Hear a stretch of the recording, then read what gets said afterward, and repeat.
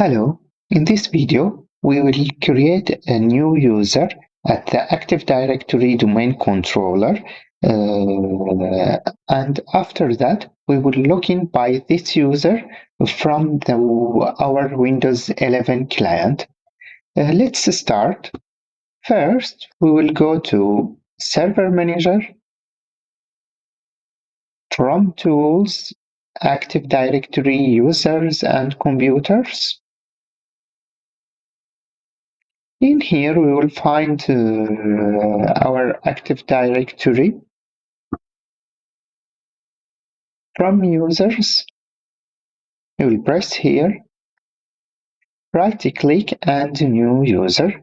It's very simple. Let's write the first name, Alex, last name Max.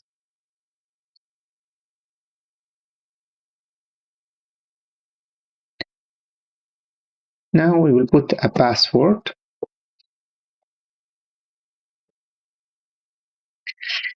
In here, there is an option that the user must change password at next logon. Now I don't need to make this active. I will choose user can't change password and password never expire. Next, finish. Now let's go to our Windows client, Windows 11. From here,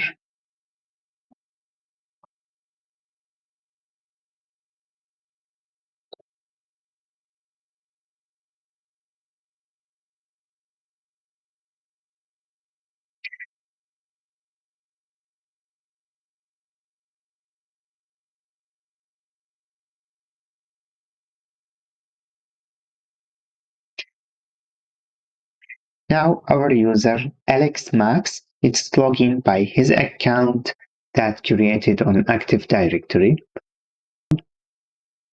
That it is for this video. Thank you.